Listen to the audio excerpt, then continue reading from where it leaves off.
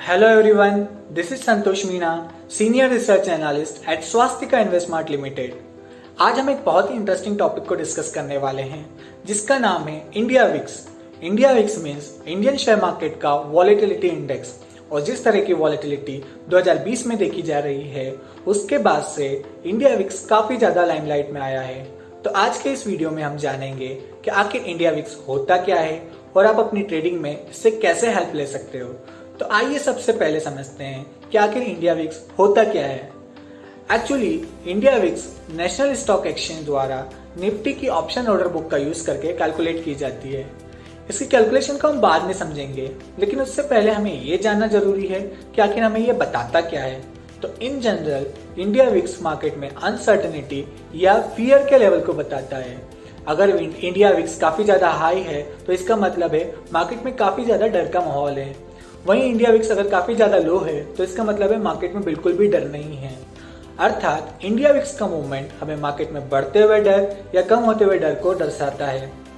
इसके अलावा India VIX हमें निफ्टी में आने वाले 30 दिनों में कितना परसेंटेज मूवमेंट एक्सपेक्टेड है वो बताने में भी हेल्प करता है। हालांकि नेशनल स्टॉक एक्सचेंज पर जो इंडिया विक्स की वैल्यू दी जाती है वो एनुअलाइज्ड वैल्यू होती है।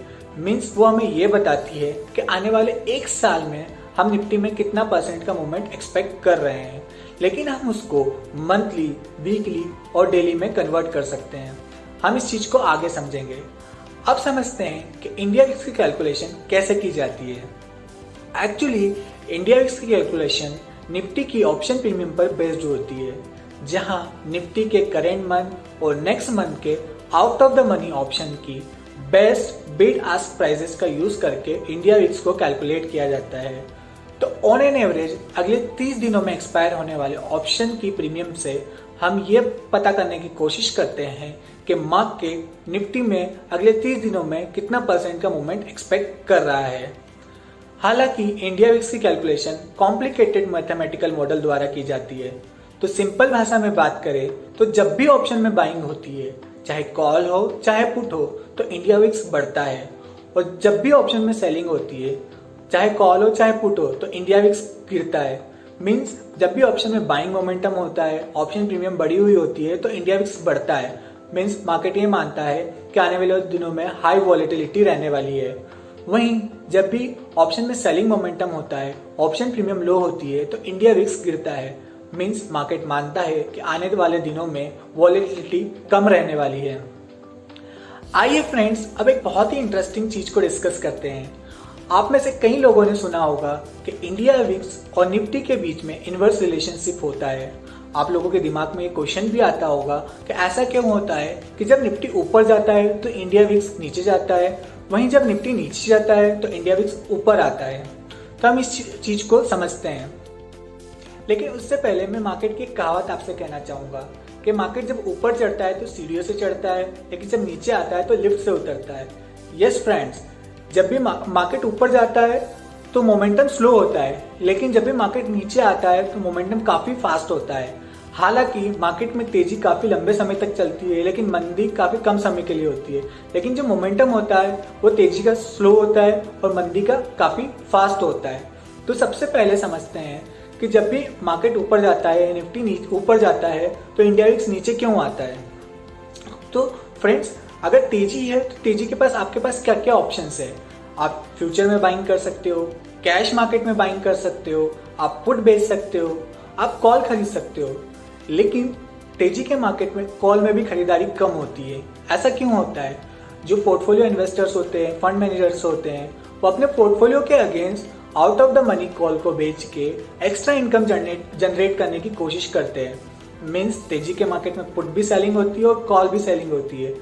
तो हमने जैसे डिस्कस किया था कि जब भी ऑप्शन में सेलिंग होती है तो इंडिया विक्स गिरता है, इसलिए जब भी निफ्टी ऊपर जाता है तो इंडिया विक्स गिरता है। लेकिन जब भी मार्केट नीचे आता है तो क्या होता है? तो फ्रेंड्स, सबसे पहले आपको एक बात कहना चाहूंगा कि जो FIIs और DIIs है, कई सालों से मार्केट में इन्वेस्ट करके बैठे हुए हैं। तो मार्केट में गिरावट आएगी तो एकदम से अपना सारा माल बेचकर बाहर तो होंगे नहीं। तो वो क्या करेंगे? वो अपने पोर्टफोलियो को हेज करेंगे। तो वो अपने पोर्टफोलियो को हेज करने के लिए या तो फ्यूचर शॉर्ट करके हेज करेंगे और पुट बाइंग करके हेज करेंगे। तो मार्केट में जब भी गिरावट होती है तो पुट में काफी ज्यादा बाइंग होती है।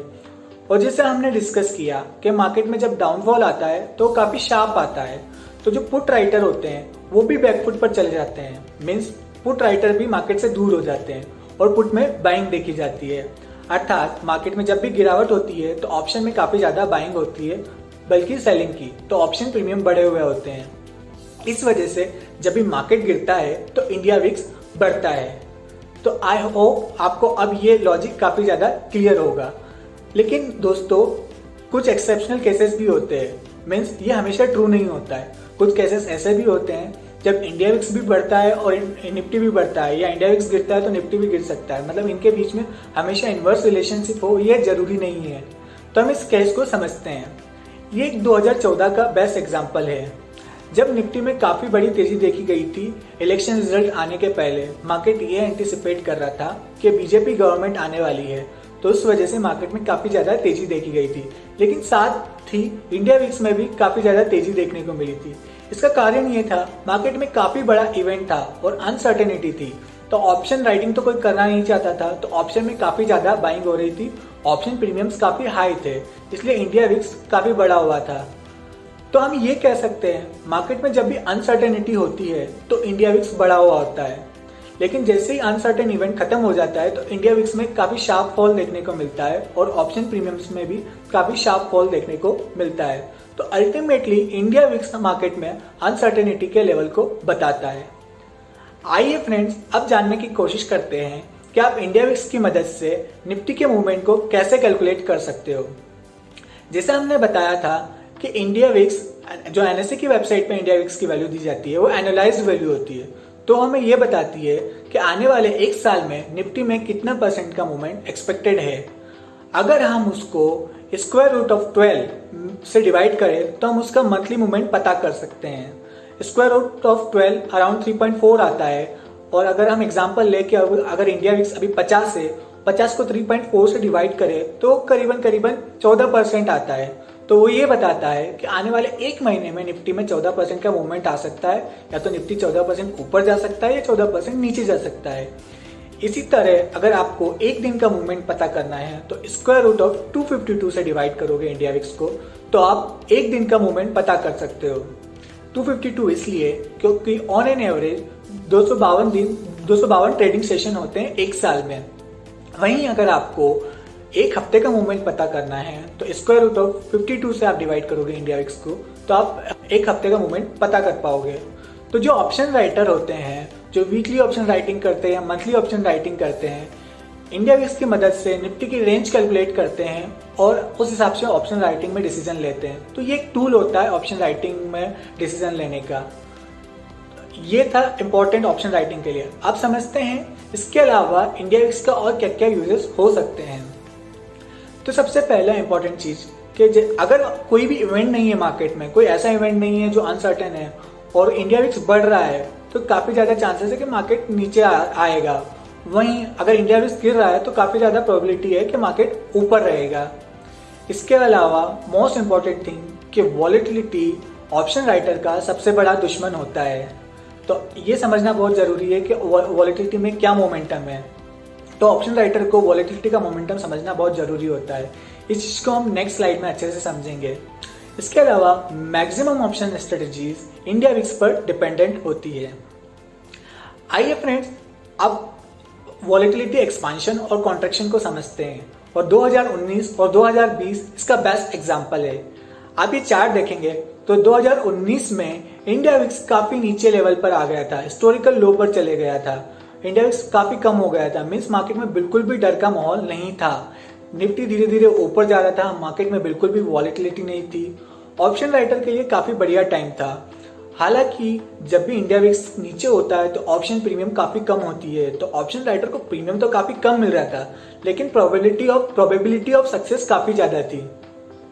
लेकिन अब 2020 को देखोगे तो सडनली वॉलेटिलिटी में एक्सपांशन आया और स्पर्ट देखने को मिला और हिस्टोरिकल हाइज देखने को मिले, जिसकी वजह से ऑप्शन प्रीमियम्स में शार्प जंप देखने को मिला और ऑप्शन राइटर्स को काफी ज्यादा नुकसान हुआ।